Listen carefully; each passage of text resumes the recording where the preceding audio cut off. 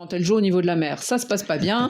Donc là, elle s'est pris un 6-0, mais quand elle emmène les gens à El Alto, comme par hasard, à 4000 mètres d'altitude, elle arrive à gagner, mais elle les essouffle. Elle les essouffle. Ah oui, mais Jacques Chirac les avait défendus, hein, donc on ne peut rien dire. Lionel Messi, en tout cas, revenu dans le game après 2 mois d'absence. Et donc, il a, comment on peut dire, marqué le match de son empreinte. Et la punition peut être immédiate pour Léo Messi. La punition immédiate. Léo Messi se mue en passeur décisif pour Lautaro Martinez. Le génie du vice. Chez Léo Messi, 2e passe décisive en l'espace de 5 minutes à peine. Oh, Lionel Messi. Il est vraiment au-dessus ce soir.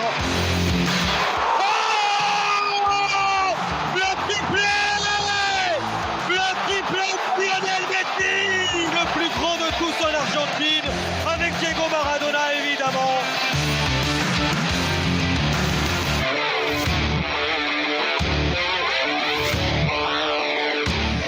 Un triplé de passes décisives, l'homme de 37 ans renaît à chaque match de cet albiceleste, semble-t-il, et Lionel Scaloni, l'entraîneur, le sélectionneur, ne peut être que content. Léo Messi a joué un rôle central dans cette rencontre. Tout le jeu offensif de l'équipe passe par lui. Qu'il soit à la conclusion des actions ou qu'un de ses coéquipiers marque à sa place, il est presque toujours à l'origine de ses mouvements.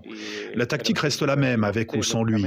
Je préfère qu'il soit là, bien sûr, mais mon approche du football ne change pas en fonction des joueurs présents ou absents. Nous avons un style de jeu, et quels que soient les joueurs, nous procédons toujours plus ou moins de la même façon. Alors évidemment, quand on a Messi dans son équipe, on est déjà champion de tout. 112 buts au compteur en 189 sélections.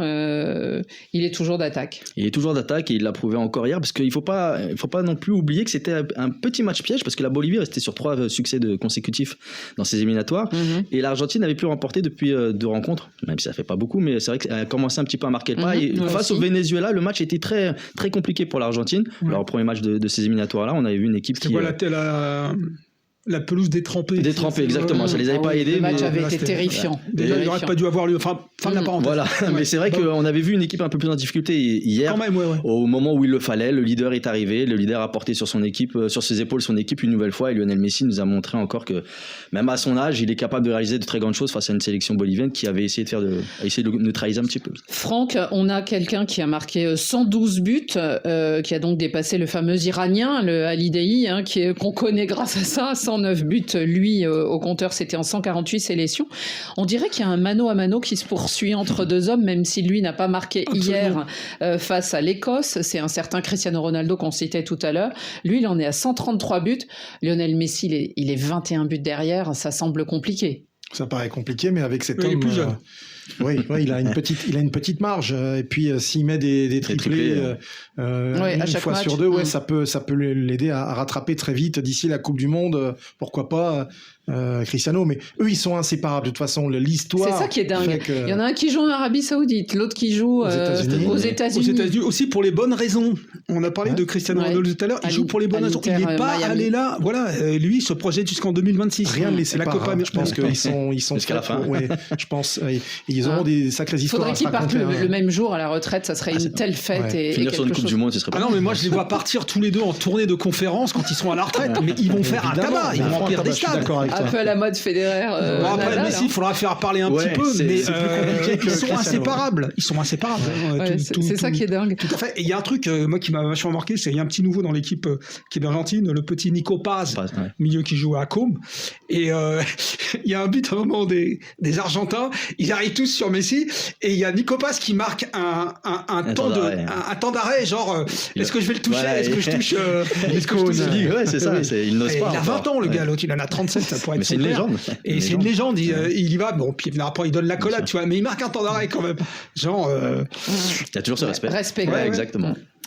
Allez, pour terminer, les amis, on n'aura pas le temps d'écouter Luis de la Fuente, mais on va quand même s'arrêter quelques secondes sur la Roja, toujours en grande forme, hier victorieuse. Les Espagnols, la Serbie n'était pas dans son bon jour, 3-0, et là aussi, il pleuvait d'une façon dingue sur le stade de Cordoba.